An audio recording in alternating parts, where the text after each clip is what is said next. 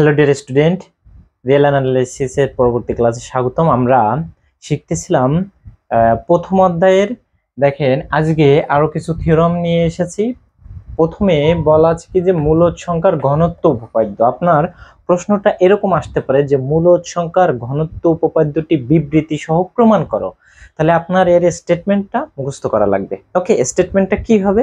দেখেন স্টেটমেন্ট হবে যে কোনো দুটি স্বতন্ত্র মূলদ, তার মানে দুটি মূলদ সংখ্যা, ঠিক আছে, যে কোনো দুটি স্বতন্ত্র মূলদ সংখ্যার মধ্যে অসংখ্য মূলদ সংখ্যা আছে।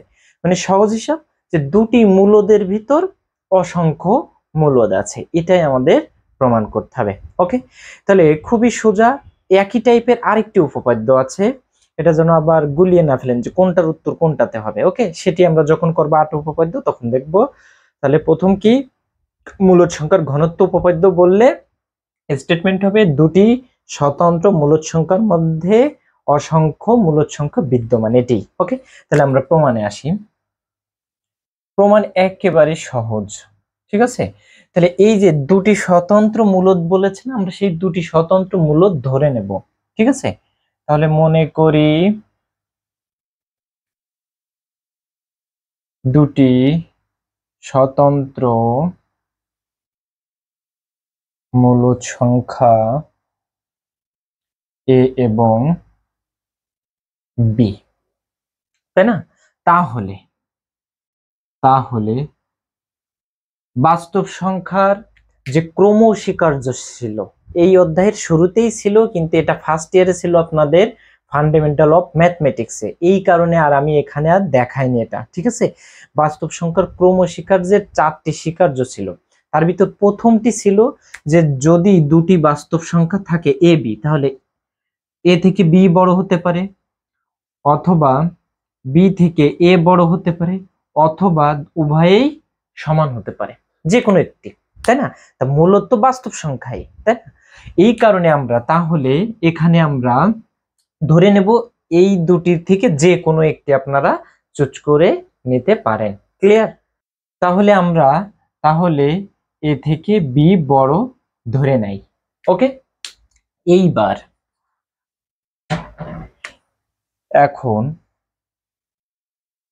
এখন দেখেন এইখানে যেটি আমরা পেয়েছি এটি নেব a লেস দ্যান b। এখন উভয় পক্ষে আমরা কি যোগ করব? a যোগ করব। এর উভয় পক্ষে a যোগ করে পাই, এখানে একটু নোট দিবেন, উভয় পক্ষে a যোগ করে, ঠিক আছে। আচ্ছা, এখান থেকে a যোগ করলে 2a less than a plus b হবে। তাহলে a কে ফ্রি করি, এখানে 2 দিয়ে উভয় পক্ষকে 2 দ্বারা ভাগ করলে কি হবে? a plus b divided by 2, এটা একটা সমীকরণ দেয়। এখানে লিখতে পারেন উভয় পক্ষকে 2 দ্বারা ভাগ। ওকে, এমন যেন আবার ভেবেন না যে এখানে 2 গুণ আছে, এই পাশে যে ভাগ হয়েছে। এই অসমতার ক্ষেত্রে এইটা লেখা যায় না। ওকে, আচ্ছা, এটা হয় কখন? ধনাত্মক হলে, কিন্তু ঋণাত্মক সংখ্যাতে ভাগ করলে আবার অসমতার চিহ্ন চেঞ্জ হয়ে যায়, এই কারণে আপনারা এরকম আকারে বিবেচনা করবেন না।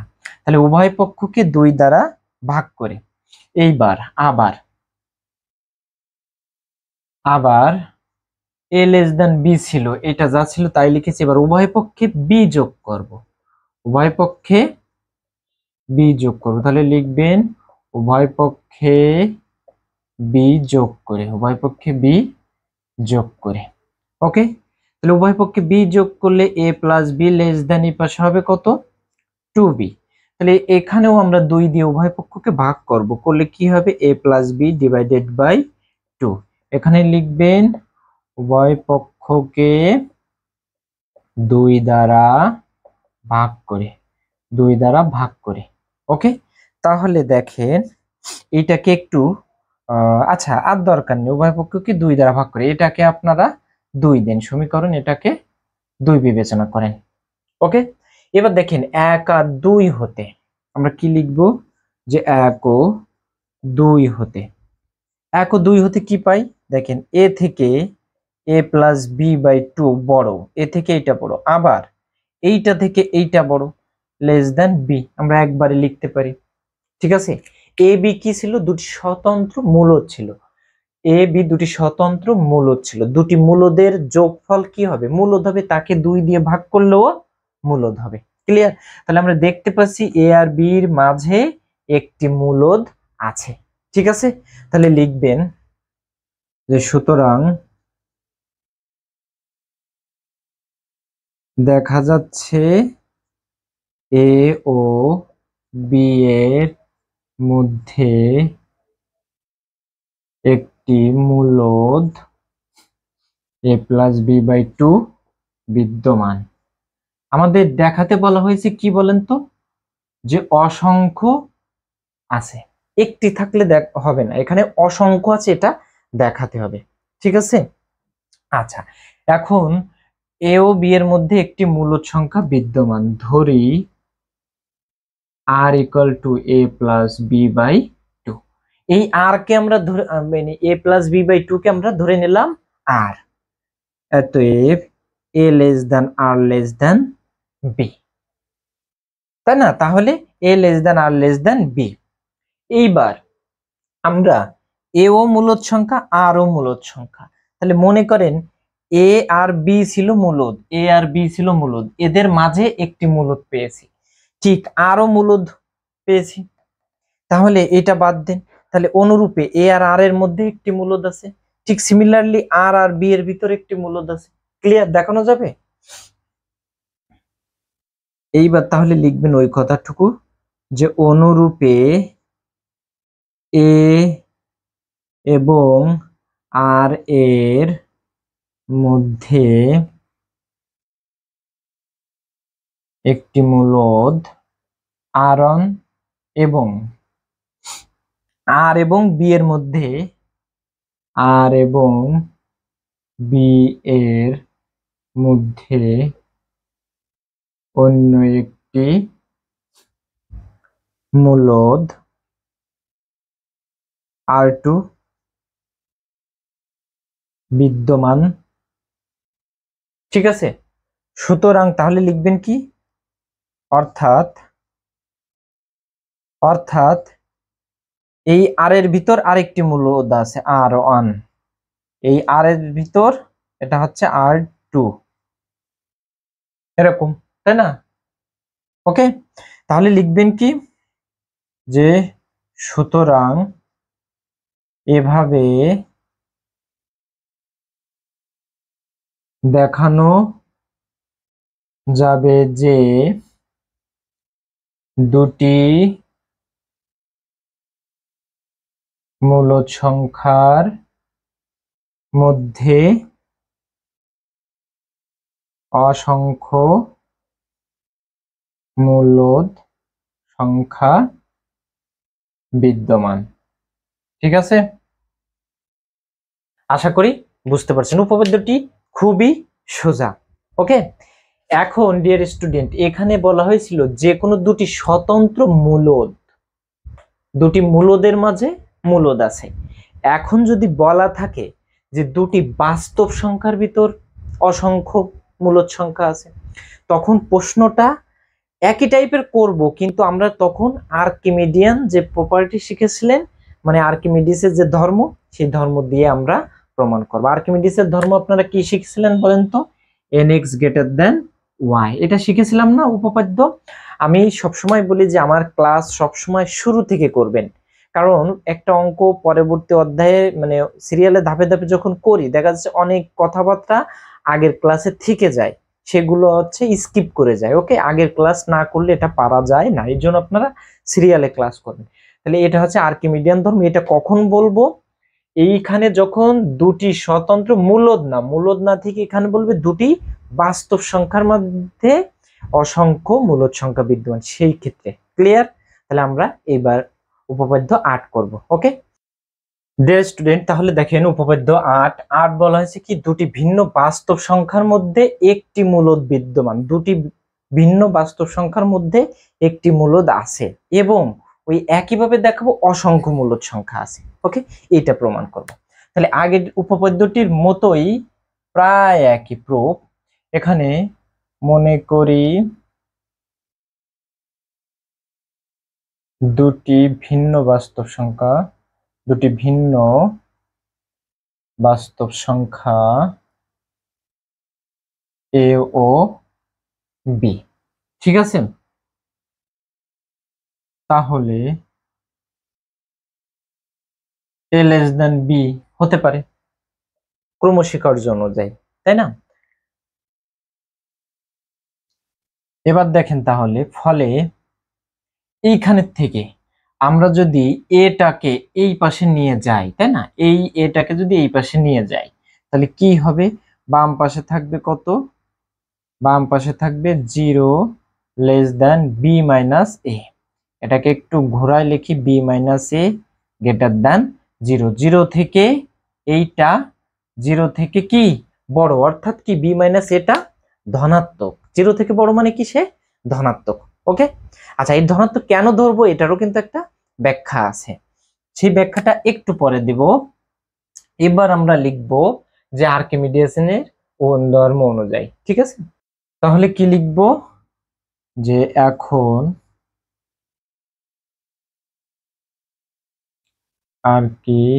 আর্কিমিডিয়ান ধর্ম অনুযায়ী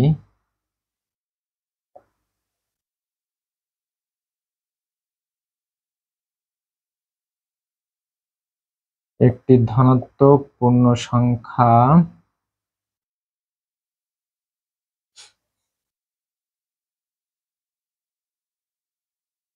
ধনাত্মক পূর্ণ সংখ্যা ইন্টিজারের ভিতর থাকবে, তাই না?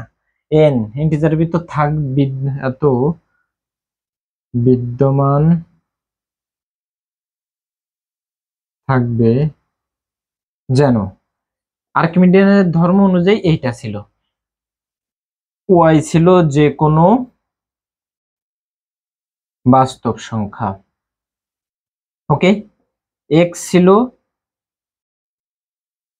ধনাত্মক বাস্তব, এন ছিল ধনাত্মক পূর্ণ সংখ্যা, তাই তো? তাহলে দেখেন এন তো ধনাত্মক পূর্ণ সংখ্যা আমরা ধরে নিয়েছি, এইটা হচ্ছে ধনাত্মক বাস্তব, এক্সটা হচ্ছে ধনাত্মক বাস্তব। এক্সটাকে আমরা যদি বি মাইনাস এ ধরি, 0 থেকে এই সংখ্যাটা বড় মানে কি ধনাত্মক বাস্তব সংখ্যা।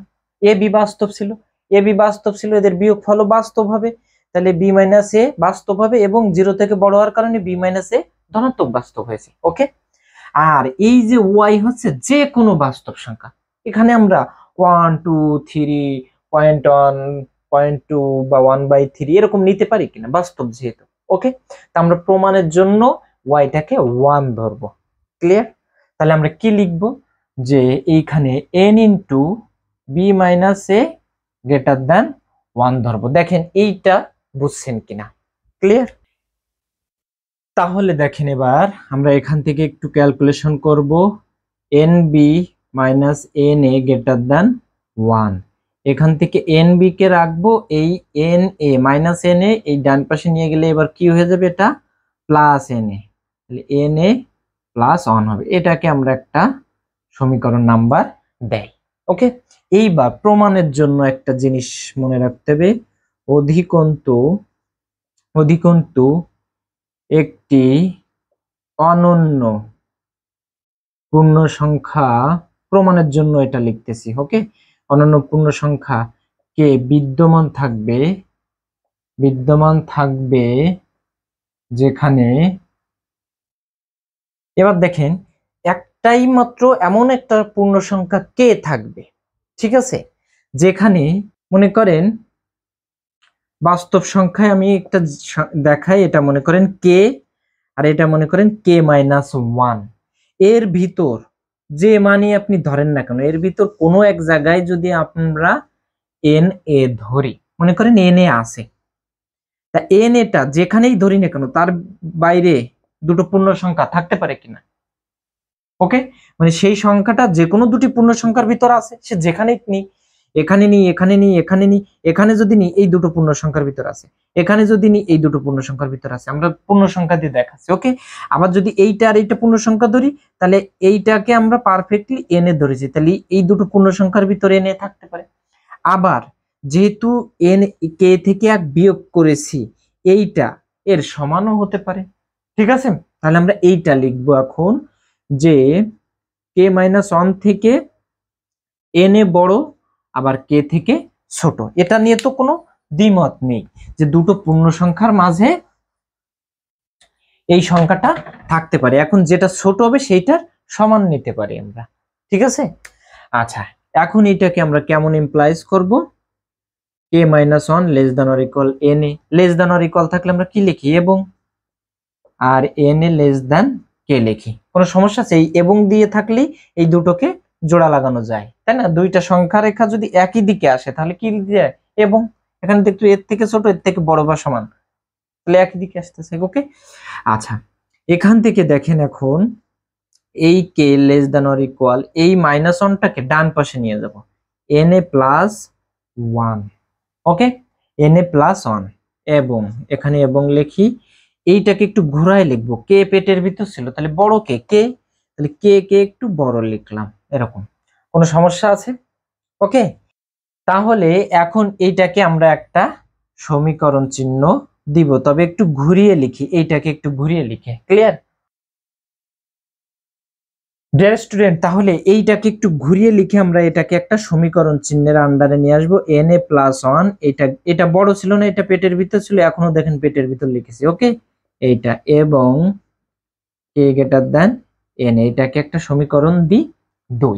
এবার এই 1 আর 2 থেকে লিখি যে এখন 1 ও 2 হতে, 1 ও 2 হতে পাই। 1 ও 2 থেকে কি পাই? দেখেন এই n এ থেকে কে বড়, n এ থেকে কে বড়, আবার এই কে থেকে এইটা বড় বা সমান, কে থেকে na+1 বড় বা সমান, আবার এইটা থেকে nb বড়, এইটা থেকে nb বড়, এরকম একসঙ্গে লেখা যাবে কিনা? ওকে, তাহলে দেখেন na থেকে কে বড়, কে থেকে আবার nb বড়। এখন আমরা এই na+1টাকে স্কিপ করব, কেমন লিখবো? nb greater than k greater than na লেখা যাবে কিনা? এইটা থেকে এইটা বড়, এইটা আর এইটার ভিতর সম্পর্ক আছে কি? এরা সমান হতে পারে, আমরা সমান এইটা স্কিপ করছি, সো প্রশ্নে সমান দেওয়ার দরকারই হয় না। ওকে, এবার আমরা এটাকে একটু কি লিখবো? ঘোরায় লিখবো, এইটা আমার দরকার নেই এই জন্য লিখিনি। তাহলে na লিখবো less than k less than nb, ঠিক কিনা? ওকে, তাহলে na থেকে কে বড়, কে থেকে আবার এটা বড়। এখন উভয় পক্ষকে সকল জায়গায় আমরা n দিয়ে ভাগ করব, তাহলে a লেস দ্যান কে by n less than b। এখানে লিখবেন উভয় পক্ষকে n দ্বারা ভাগ করে পাই। ঠিক আছে, তাহলে এখানে আমরা কি পাচ্ছি দেখেন, যে এই যে কে বাই n এটা কি হবে? একটা মূলদ সংখ্যা। ঠিক আছে, এটাই আমরা লিখব। তাহলে আমরা একটু ইমপ্লাইজ দিয়ে লিখি, a less than r less than b, যেখানে আর সমান কে বাই n। ঠিক আছে, এই কে বাই n একটা কি সংখ্যা? মূলদ সংখ্যা। কে বাই একটা, যেখানে আর সমান এত মূলদ সংখ্যা। বুঝছি কিনা? তাহলে a আর b এর মাঝে একটি মূলদ সংখ্যা আছে, সুতরাং a ও b এর মধ্যে একটি মূলদ সংখ্যা বিদ্যমান। ঠিক আছে, এইবার এখানে দেখেন a আর b এর মাঝে একটি মূলদ আছে, তাহলে এইখান থেকে a আর r এর ভিতর অনুরূপে আর একটা মূলদ আছে, ঠিক একইভাবে r আর b এর ভিতর অনুরূপে আরেকটি মূলদ আছে, তাহলে a আর b এর মাঝে এরকম অসংখ্য মূলদ আছে। ক্লিয়ার? সে আগের কথাটি লিখবেন। ওকে, তাহলে কি লিখবেন? যে অনুরূপে অনুরূপে a ও r এর মধ্যে একটি মূলদ সংখ্যা r1 বিদ্যমান এবং আর ও বি এর মধ্যে অন্য একটি মূলদ সংখ্যা R2 বিদ্যমান। অর্থাৎ কেমন হবে? A less than R1 less than R less than R2 less than B। তাহলে লিখবেন কি? সুতরাং দেখা যাচ্ছে এভাবে A ও B এর মধ্যে অসংখ্য মূলদ সংখ্যা বিদ্যমান। প্রমাণিত। খুবই সোজা, তাই না? এবার আমরা আরেকটি উপপাদ্য শিখব। ডিয়ার স্টুডেন্ট, এবার উপপাদ্য 9 নিয়েছি। এটাকে বলা হয় বাস্তব সংখ্যার অমূলদ সংখ্যার ঘনত্ব উপপাদ্য। ঠিক আছে, এটাকে বলা হচ্ছে কি? অমূলদ সংখ্যার ঘনত্ব উপপাদ্য। আপনার প্রশ্নটা এমন আসতে পারে যে অমূলদ সংখ্যার ঘনত্ব উপপাদ্যটি বিবৃতি সহ প্রমাণ করো। তাহলে আপনার কি লিখতে হবে? যে দুটি বাস্তব সংখ্যার মধ্যে অসংখ্য অমূলদ সংখ্যা আছে। এবার হচ্ছে অমূলদ সংখ্যা। অমূলদ সংখ্যা কোনগুলো? √2 যেমন একটি অমূলদ সংখ্যা। ঠিক আছে, এই টাইপের গুলা হচ্ছে অমূলদ সংখ্যা। তাহলে দুটো বাস্তবের ভিতর এরকম অসংখ্য অমূলদ আছে, এটাই আমরা প্রমাণ করব। এটাও আর্কিমিডিয়ানের ধর্ম দিয়ে আমরা প্রমাণ করব। খুবই সোজা। ওকে, একই রকম যে উপপাদ্য তিনটি করতেছি একই রকম। তাহলে প্রুফ, দেখেন প্রমাণ। এখানেও আমরা লিখব যে মনে করি, একটু পার্থক্য আছে, দুটি ভিন্ন বাস্তব সংখ্যা এ এবং বি, তাহলে এ লেস দেন বি। ঠিক আছে, সুতরাং এটাকে আমরা কেমন লিখতে পারি? সুতরাং বি মাইনাস এ, এইবার একবারে লিখে দেব 0 থেকে বড় একটা ধনাত্মক সংখ্যা। ঠিক আছে, এটা কেন ধরবো? আর্কিমিডিয়ানের ওই যে প্রমাণে লাগবে ধনাত্মক সংখ্যা, এই কারণে। আচ্ছা, ধনাত্মক বাস্তব সংখ্যা। এবার লিখব যে এখন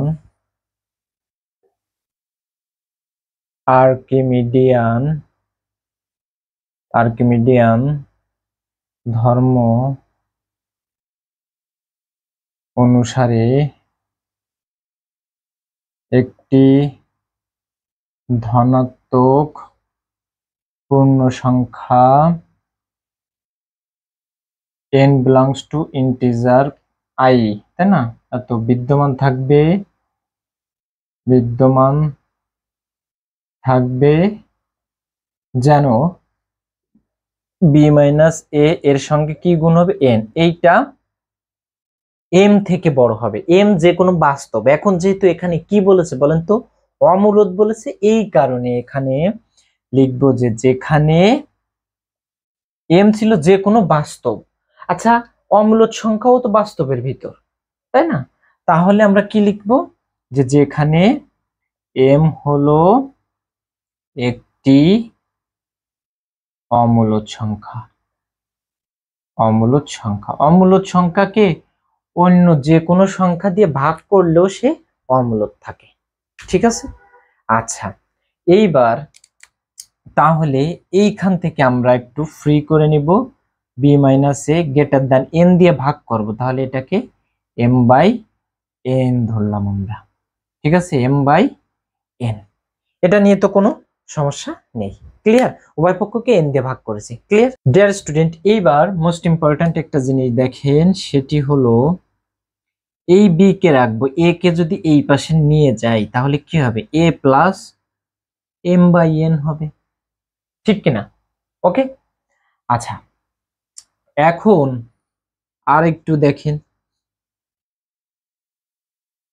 b greater than a plus m by n, এটাকে যদি a প্লাস m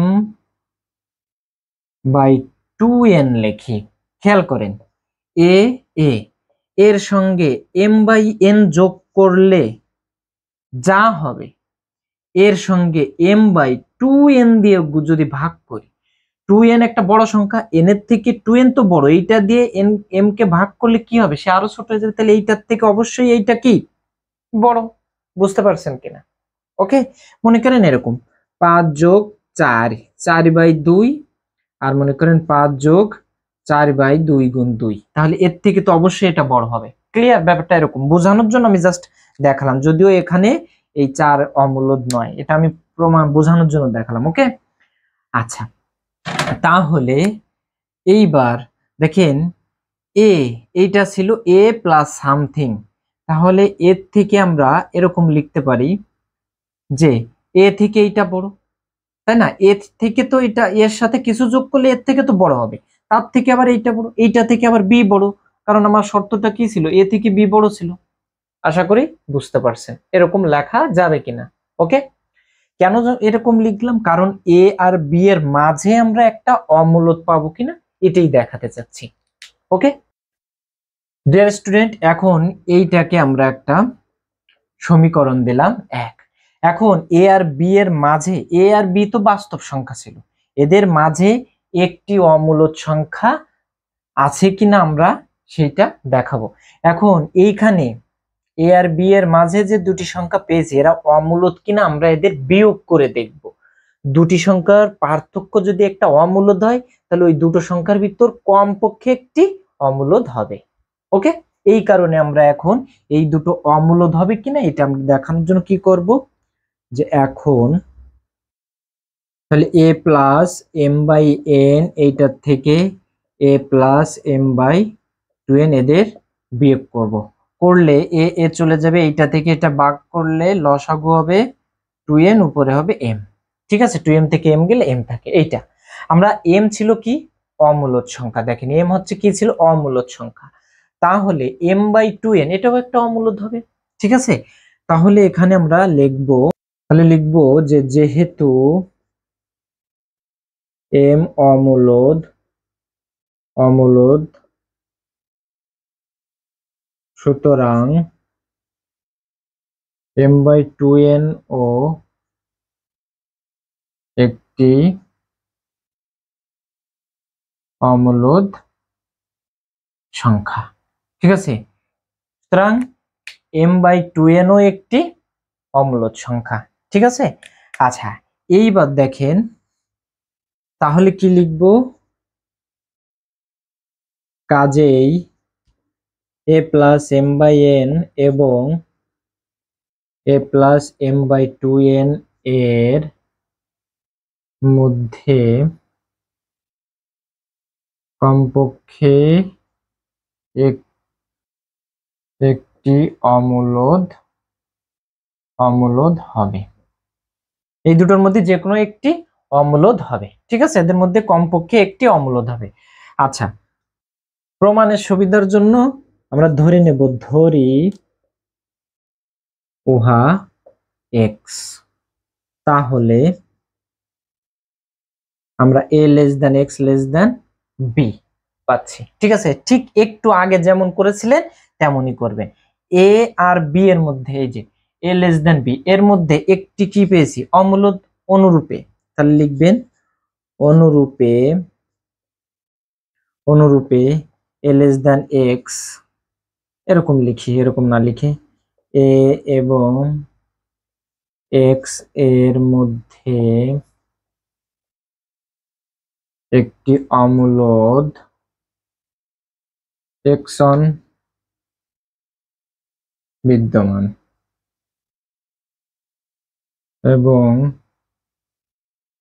a ও এবং x ও b এর মধ্যে, x ও b এর মধ্যে অন্য একটি অমূলদ x2 বিদ্যমান, অর্থাৎ a less than x1 less than x less than x2 less than b। তাহলে লিখবেন কি, সুতরাং